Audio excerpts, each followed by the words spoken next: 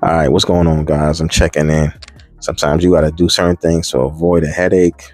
You got to turn loads down. I booked a load in Mount Joy, Pennsylvania,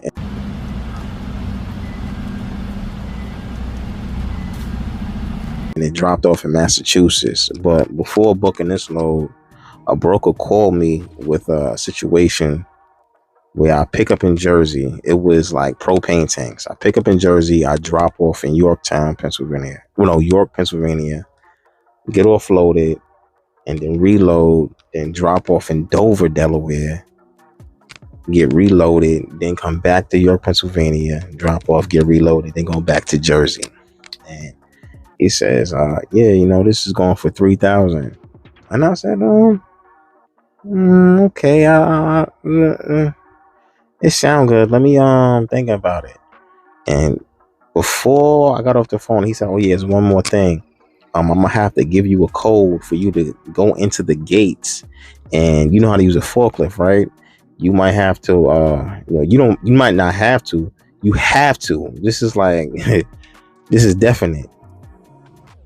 You gotta go in there, load yourself, and unload yourself. So I'm doing the forklift work. This is an unmanned station. So I'm, just trying to figure it out. Like, yo, you want me to do all this work? I turned it down. I said, yo, he sent me a picture. Then I seen what it was. I said, nah, absolutely not. Nah, not for that. Maybe a little bit more money, but so I turned that down and I waited, called around, and then this load finally popped up on the load board. And I booked it.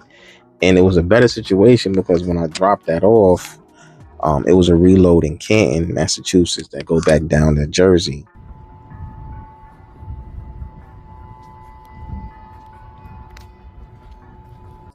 Perfect. It's gonna keep me moving.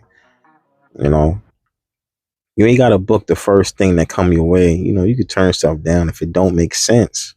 Nah, I'm not that desperate. Like, let's be real. Like that. That's like what are we doing here? It would have been cool if he broke that up. Like he could have just did like the Jersey to Yorktown, Pennsylvania, boom. Like just separate that whole situation. But I guess he tried to put all them loads all in one and try to be greedy. Like, somebody probably would have did the New Jersey to York, Pennsylvania, that little quick run and then keep it moving. But for you to go to, Jersey, York, Pennsylvania, and Dover, come on, man, that's way too much work. Way too much work. But oh yeah, I also want to address something. I was going through my comment section and somebody was talking about, you shouldn't work with brokers and agents, get your own authority and go direct with the shipper. Okay, that sounds cool. Sounds like a good idea, but it's not as easy as a lot of people make it seem. One thing about going direct with the shipper, a shipper won't even, negotiate or, build a contract or do anything with you unless you have like multiple trucks and your business was established maybe a year prior, or, you got some type of, history. They don't just take anybody off the street. And plus, when you come with them, whatever you coming with, it got to be a better deal and a better system that they already dealing with. They're already getting the freight moved. It's already working. Like everybody want to be the big dog that's going to go up against like Landstar, Snyder, and all these other big companies. Listen, you got to step in and serve some type of purpose. If they're already comfortable with them, that got all these trucks and they freight is already moving, they going to stick with that.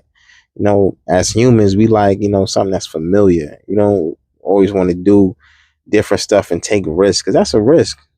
Putting your freight on an authority or somebody's truck that they don't know you knew. Like, the only way I see a shipper working with somebody new is if they taking the freight for less than what they already pushing out for. Like, they already got a relationship with somebody. A lot of these brokers and agents, they in bed with the shipper. They together. That's what it is. They got a system and it works for them. For you to come in and talk about, I'm gonna go direct. You can go direct, but it's more work for the shipper. you want the process to be easier. They don't want to have to be dealing with like all these multiple carrier packages and stuff like that. And the thing about the freight that I was moving, that I was referring to, was hazmat. If you get your own authority right now, you might pay 2,000, maybe 2,500 a month for insurance. Add hazmat to that.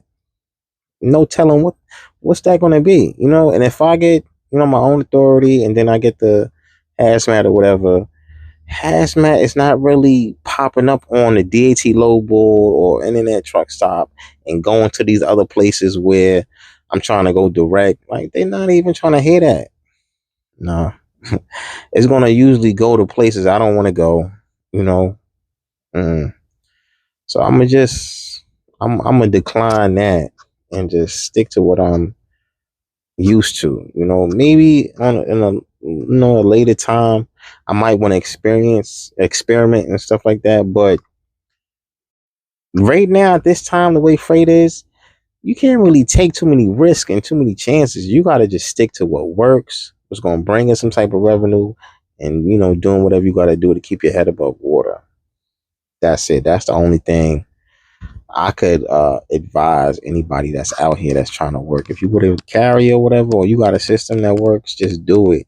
When things get a little bit better, then yeah, you could take chances. But if you take a chance with something, it's not even definite. Like, you could probably get a contract. Let's say you do go direct and you get a contract with a shipper. At any given time, they could just, you know, rip that contract up. Like, contracts get renegotiated. And then if the freight, if they if they lose I guess a client or whoever they shipping out to, and that client now wants to get the product from somebody else, then what you gonna do? If they ain't got nothing to move, then you ain't going nowhere. You gonna have to go somewhere else anyway. So it's best to just, you know, stick to what you know and be open to brokers and agents, because most of us is getting our stuff from them anyway. You know, let's be real.